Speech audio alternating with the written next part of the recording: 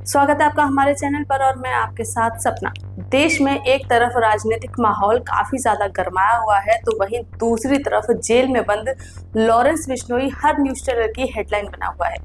इतना ही नहीं, कई ऐसे मीडिया कर्मी भी हैं जो जेल में जाकर बिश्नोई का इंटरव्यू ले रहे हैं। मामला तो आपको पता ही होगा कि जहां एक तरफ बिश्नोई गैंग ने बाबा सिद्दीकी की मौत की जिम्मेदारी ली है तो वहीं बॉलीवुड एक्टर सलमान खान को भी वे लगातार जान से मारने की धमकी दे रहे हैं।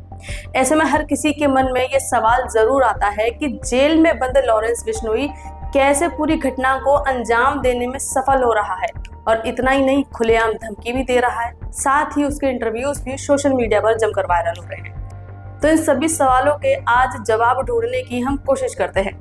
महाराष्ट्र की सियासत का अहम चेहरा रहे बाबा सिद्दीकी की 12 अक्टूबर को गोली मारकर हत्या कर दी गई। बाबा सिद्दीकी की हत्या की जिम्मेदारी भी लॉरेंस बिश्नोई गैंग ने ली, जिसके बाद चारों तरफ खौफ का माहौल बन गया। बाबा सिद्दीकी कोई आम आदमी नहीं थे, उनका वर्चस्व सिर्फ राजनीति ही नहीं बल्कि फिल्म इंडस्ट्री में भी था। अगर लॉरेंस बिश्नोई की बात करें तो वो फिलहाल गुजरात की साबरमती जेल में बंद है। सिद्दीकी की हत्या के मामले में पुलिस ने 6 आरोपियों की पहचान की है, जिनमें से 3 को गिरफ्तार कर लिया गया है। लॉरेंस बिश्नोई अब क्राइम की दुनिया का वो बड़ा नाम बन गया है जो कुछ सालों में हाई प्रोफाइल मर्डर्स में शामिल हो रहा है। हैरान करने वाली बात यह है कि इन हत्याओं की साजिश जेल में रची जाती है। सुपारी के लिए शूटर्स को हायर किया जाता है और वारदात को अंजाम भी दिया जाता है। बाबा सिद्दीकी की हत्या की प्लानिंग भी पटियाला जेल में हुई। वहां से लॉरेंस बिश्नोई गैंग के गुर्गे मोहम्मद जिशान अख्तर को बाबा सिद्दीकी की हत्या की जिम्मेदारी दी गई। आपकी जानकारी के लिए बता दें कि जिशान अख्तर जून में ही जेल से बाहर आया था। लॉरेंस बिश्नोई आज देश का बड़ा गैंगस्टर बन चुका है। उसकी तुलना अंडरवर्ल्ड डॉन दाऊद इब्राहिम तक से होने लगी है। NIA की चार्जशीट से पता चलता है कि लॉरेंस बिश्नोई और उसके सिंडिकेट्स ठीक उसी तरह फैल रहे हैं जैसे 90 के दशक में दाऊद इब्राहिम का नेटवर्क फैला था।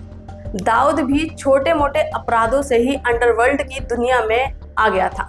वहीं अगर लॉरेंस बिश्नोई के निजी जीवन में नजर डालें तो इंटरनेट से मिली जानकारी के अनुसार वो 12 फरवरी 1993 में पैदा हुआ था। उसके पिता हरियाणा में पुलिस में सिपाही थे। लॉरेंस बिश्नोई का असली नाम सतविंदर सिंह बताया जाता है। लॉरेंस को एथलेटिक्स में काफी ज्यादा इंटरेस्ट था, इसीलिए वो पंजाब यूनिवर्सिटी भी आने जाने लगा था। 2007 में उसने लॉ की पढ़ाई के लिए पंजाब यूनिवर्सिटी में एडमिशन लिया था। एक रिपोर्ट की माने तो साल 2008 में पंजाब यूनिवर्सिटी में छात्र संघ के चुनाव में लॉरेंस का दोस्त रॉबिन बराड़ खड़ा हुआ था। तब सामने खड़े उम्मीदवार को धमकाने के मकसद से लॉरेंस ने अपने दोस्त की लाइसेंस की रिवॉल्वर से उसे गोली मार दी थी।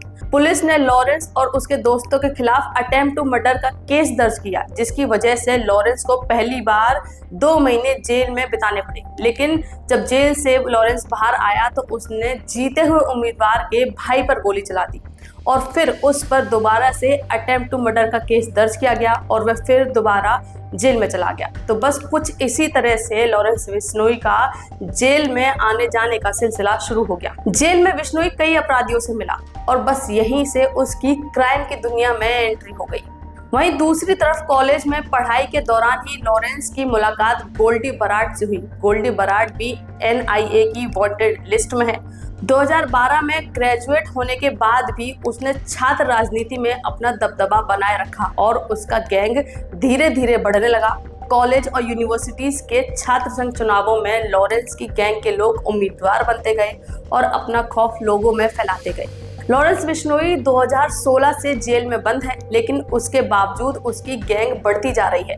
लॉरेंस बिश्नोई का काम करने का पैटर्न भी काफी अलग है। वो जेल में रहते हुए अपराधियों से मिलता है, उन्हें अपनी गैंग में शामिल करता है और जब वो बाहर आते हैं तो उसकी प्लानिंग को अंजाम देते हैं। जेल में रहते हुए लॉरेंस बिश्नोई ने अपराधियों की एक गैंग तैयार की है।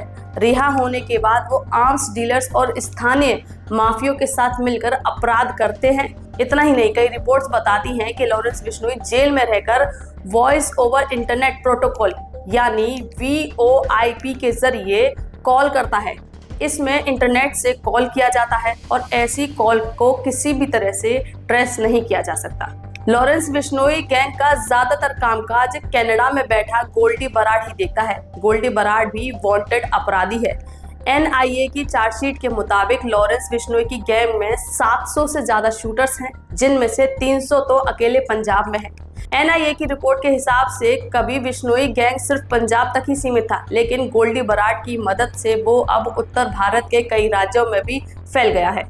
तो ये थी पूरी कहानी जो हमने आपको बताई कि किस तरह से लॉरेंस बिश्नोई जेल में बैठकर अपनी गैंग को चलाता है और घटनाओं को अंजाम देता है। बाकी देश और दुनिया की तमाम बड़ी खबरों के लिए, विस्तार से खबरें जानने के लिए आप देखते रहिए द न्यूज़ शाला। धन्यवाद।